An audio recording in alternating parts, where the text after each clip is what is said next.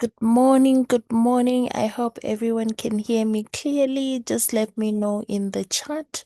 So, today's topic, we are going to look at reasons why you need to treat your side hustle like a true business. And the reason I want us to look at this topic is I believe most of us are doing forever part time.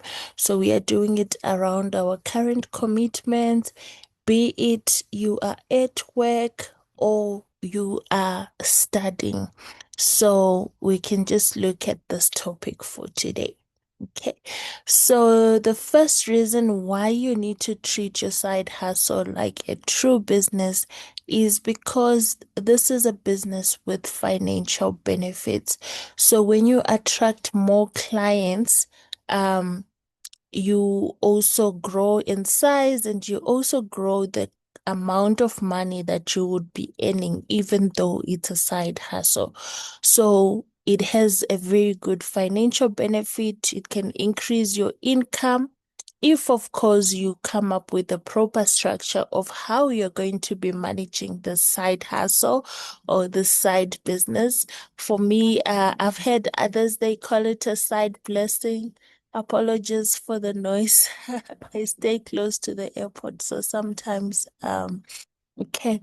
So another reason is, with a side hustle, for some people, you might not have envisioned yourself selling forever living products forever.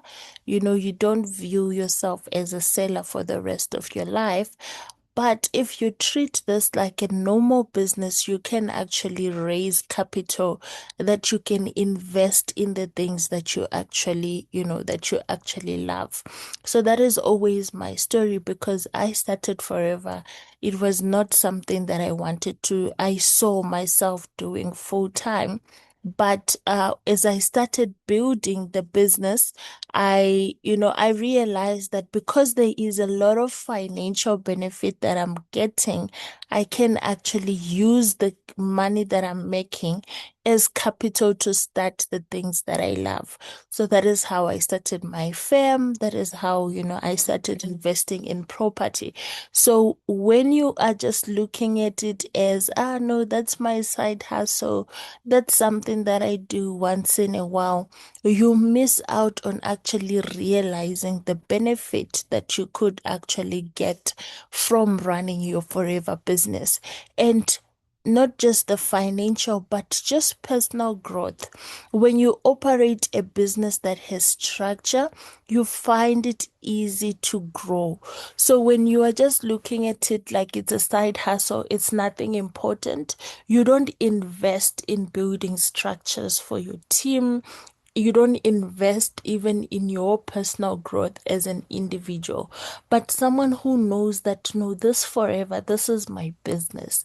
They are going to put structures. How do I onboard my people? How am I going to train my people in terms of selling? And when you do that, the business itself grows. You as an individual also actually grows. Okay, so this is something that we actually have to take serious, not just, look at it as in, it's something I do. I sell aloe vera here and there. But have you put in proper structures? When people start a standard business, you know that, okay, this is my business. I'm going to be ordering my stock from here. This is how I'm going to move my stock. If I have employees, this is how they're going. That is a traditional business. But unfortunately, we never, make the effort to do the same with our forever business. So you might be sitting and you're feeling like I'm stuck, I'm not growing. But ask yourself, have you actually treated forever like a business? Or is it, you are treating it like a gamble. When it works. When it doesn't, it doesn't. Because you need to actually have a structure. And when you treat this business like a business, your motivation even increases. Something that is, that's why I don't like the word side hustle. When something is side hustle, you're not really motivated because side implies that there's a main. there is something that you feel like, okay, this is my main thing. It's giving me money. It's doing it for me. This one, I'm just, so even your motivation to show up for the business will be very low because it's like, okay, even if I don't show up, it's side. It's not the main thing. It's one of those things that I can just decide that I'm not gonna be there this weekend. I won't attend the training. But if you treat it serious, if you treat it like a standard business, your motivation to show up actually increases. So your mindset perspective should not be that of let me see. I think there's someone that is unmuted. Let me just mute. So your mindset perspective, it shouldn't be like you're partaking in a side hustle, but you are running a business. So partaking in a side hustle is one thing, but running a business is completely different. So do you see yourself as a business owner? Let me know in the chat. Do you see yourself as a business owner? Or do you see yourself as someone that just has a side thing that gives them money? Because if you do, when you don't treat your business with an appropriate level of importance, it falls apart or it falls to the side or you forget about it and you stop showing up. So are we business owners or are we people that are, doing stuff on the side? I see people are saying business owner. Okay. So side hustles are referred to as nothing more than a means to a financial end. If you are truly into your business and you love what you do, it's very important that you set it up properly so that you can focus on using all your energy to help further grow its purpose. It's something beyond just I've made money from selling tooth gel and aloe vera. It's I have a business that I'm running. And as we know, forever is a willable business. This is something that you want to leave for future generations. Do you want to leave them a side hustle? Can you leave a side hustle for future generations? Is it possible? And what will they inherit when you leave them a side hustle? Because a side hustle, it's something that I engage in when I have time. Yes, it makes me money, but there is no structure. So someone cannot inherit that because it requires you to be there to actually generate the income. But when you create a business has systems. It's set up to run even when you are not there. So ask yourself that question to say, do you want to leave your future generations a side hustle? Or do you want to leave them a business? Because when you leave a side hustle, we always say, no, they come in, they take over from where you left, they can make the money that you are making. If you are treating your business like a side hustle, they won't have anything to inherit. Yes, they will be given your business, but they have to start from scratch. They have to figure out what do the products do. They have to figure out how to recruit, how to train the team, because you don't have any systems or structures in place. But if you treat your business like a normal business, when you inherit it and a new CEO comes, you saw how our founder Rex had set up Forever in such a way that even when he passed, it was not so difficult to transition into new management because there were systems in place. Forever was already running. Even without him, the business could continue. But imagine how you are running your business today. If you were to give it to someone to take over from where you are now, what are they going to get?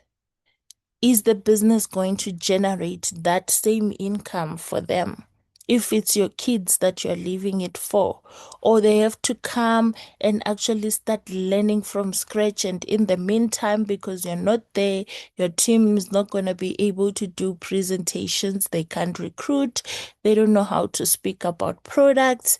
They don't know how to organize their own events and launches.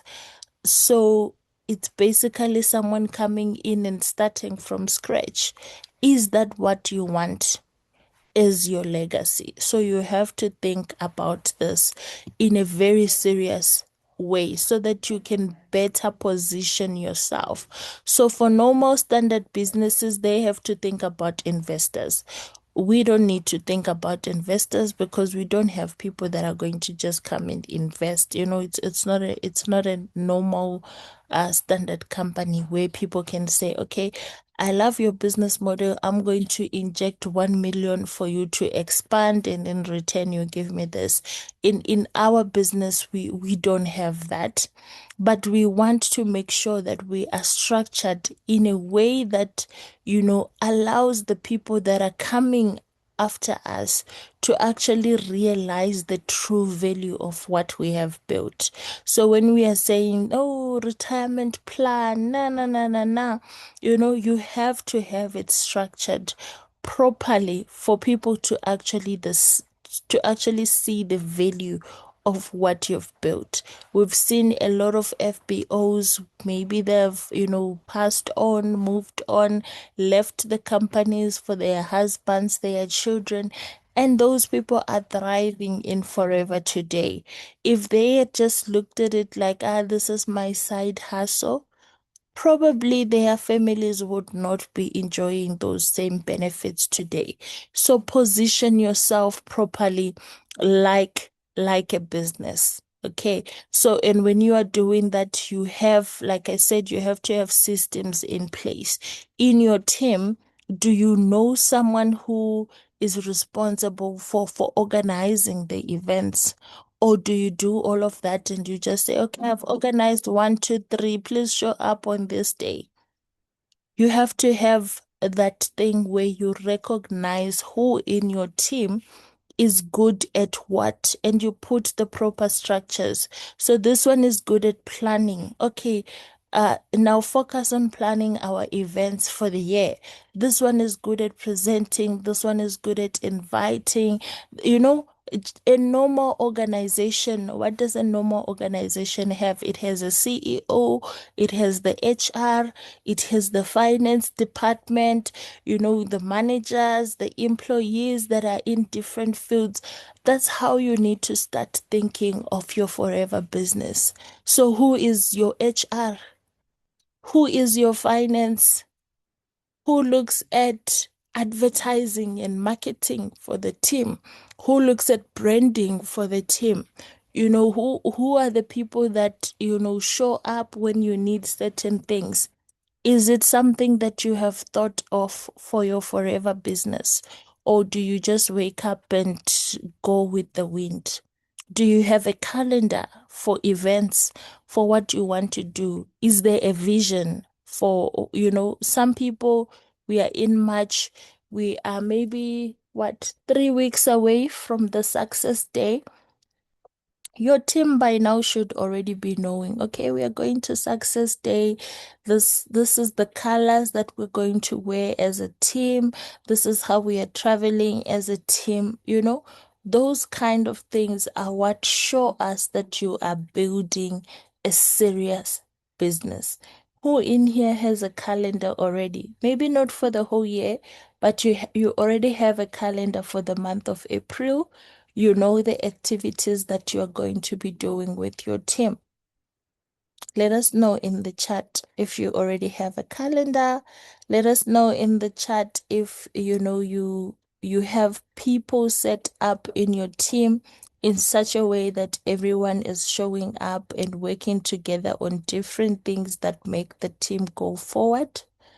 Do you have people in your team that are able to train and do presentations outside of you?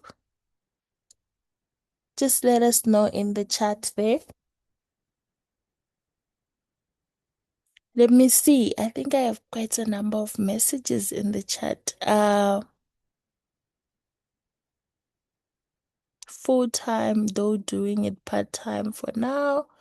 All right. I don't see anyone who's answered that.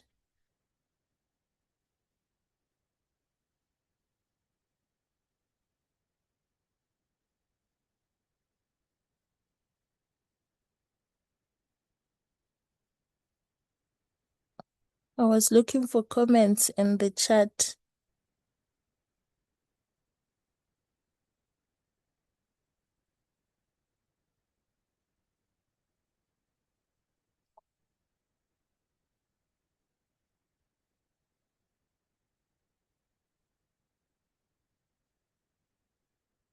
Okay, it's okay. I see people who don't want to comment, which is fine. So how do we structure our side business like a normal business? So for this one, I'm not gonna have slides because this is unprepared speech, but I will just, speak about a few things that you have to look at when you are structuring your business. The first thing that I learned in terms of structuring Forever properly was to have a separate bank account for it. The reason is you have to be able to track your profitability. I think this is something that we've spoken about before in the 5 a.m. sessions to say, how do you track your income versus, the expenses that you are incurring? So you need to have a separate bank account for it, where you are not mixing that money with your salary or with your other business. Then you can clearly see how much has come in. And when you need to, pay for transport, attend events, it must come out of that account. Because sometimes what I realized is when I was mixing the accounts, I was using my normal account for forever as well, and you'd find that sometimes you think you are actually making money, but you are every month subsidizing the business. So when you separate your expenses, you are able to track how your business is performing because you can see its income and you can see its expenses. So that is the first part. Having a separate bank account so that you can track and so that you don't also end up using business money, because when it's in your account you think, no, I have money. You take yourself out to lunch and then later you realize, oh, I've actually finished the money for the stock. So it's good to have a separate bank account, run it like a business on its own, track the income and expenses. That I won't explain because we've explained that before. And have records. Keep a record of the people that you spoke to, people that are signing up, meetings that you are setting up, because